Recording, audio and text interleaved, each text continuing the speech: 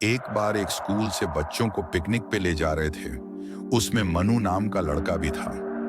वो सोच रहा था कि पहाड़ कैसे होंगे, क्योंकि वो कभी पहाड़ों में घूमने नहीं गया था। लेकिन उसका ये सपना इस स्कूल ट्रिप में पूरा होने वाला था। बहुत सारे लंच बॉक्स से खाना खाते हुए और बस में डांस करते हुए पूरा दिन बीत गया।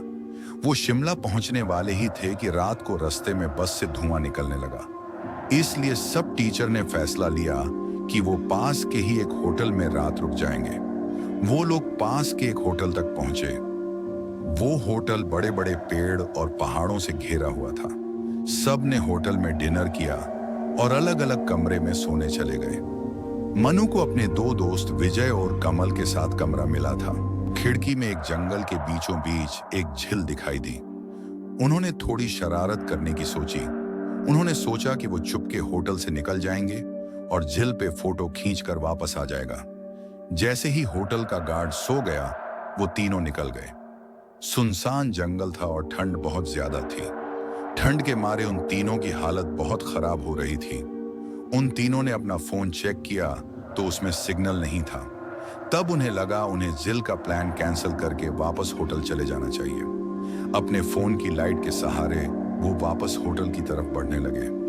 मनु और विजय आगे चल रहे थे, पीछे पीछे कमल चल रहा था। लेकिन जैसे ही वो दोनों पीछे मुड़े तो कमल वहां था ही नहीं। तभी पास में ही उनको किसी के भागने की आवाज आई। वो बहुत घबरा गए, लेकिन वो कमल को अकेला नहीं छोड़ सकते, इसलिए उस कदमों की आवाज का पीछा किया। कुछ समय पीछा करने के बाद वो आवाज बंद हो गई। वो दोनों घबरा गए, लेकिन तभी उन्हें ऐसी आवाज आई कि मानो कोई जमीन खोद रहा था। वो वह गए और देखा कि वो और कोई नहीं, कमल ही जंगल में एक घड़ा खोद रहा था। उन्होंने डर के मारे कमल को पुकारा। कमल उनकी तरफ मुड़ा और गुस्से से उनकी तरफ देखने लगा। उसकी आंखें एकदम काली पड़ चुकी थीं, जैसे किसी ने उसकी आंखें ही निकाली हों। विजय कमल के पास गया और उसको पूछा कि उसे क्या हुआ। विजय ने जैसे ही पूछा, कमल जोर से चिल्लाया और उसको जोर से धक्का दे दिया। विजय काफी दूर जाकर गिरा।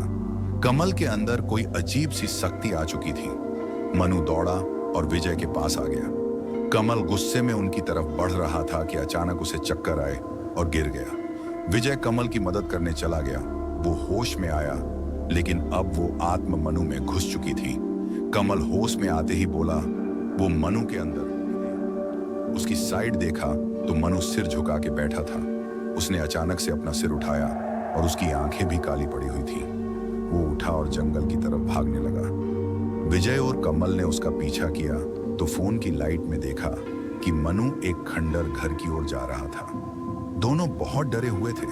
उनकी आगे जाने की हिम्मत नहीं हो रही थी, लेकिन मनु को बचाने वो लोग उस खंडर में घुस गए। एक कमरे से कुछ आवाज आ रही थी। वो वहां पहुंचे तो देखा कि मनु बेहोशी की हालत में हवा में लटका हुआ था और एक डरावनी बूढ़ी औरत उससे बात कर रही थी। वो दोनों उस औरत को देखते ही बाहर भागे। वो औरत भी उनके पीछे दौड़ने लगी। उन्होंने पीछे मुड़ के देखा तो वो औरत उनके पीछे रेंगते हुए आ रही थी। वो किसी तरह वहां से भाग निकले और भागते चले गए।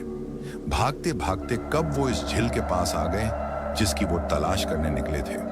विजय और कमल भागते भागते उस झील में गिर पड़े और डूबने लगे। उन्हें ऐसा लग रहा था कि जैसे कोई उन्हें अंदर खींच रहा हो। विजय किसी तरह बाहर आ गया, लेकिन कमल उसकी नजर के सामने झील में डूब गया। वो कुछ नहीं कर पाया। विजय ये सब देखकर बहुत डर गया और वहीं बेहोश हो गया। विजय की जब सुबह आंख खुली तो वह उसी होटल के कमरे में था।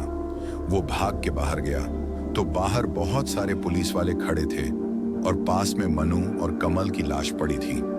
पुलिस ने तो उसे मर्डर घोषित कर दिया था, लेकिन आसपास के लोगों ने बताया कि कई साल पहले उस जंगल में एक बूढ़ी औरत रहती थी। वह उसका घर था और वो सबसे दूर चैन से रह रही थी। पर एक दिन उसके घर को कब्जाने के लिए पास के गांव के कुछ लोगों ने उसके साथ बदसलूकी की और उसको मारकर उस झील में फेंक दिया।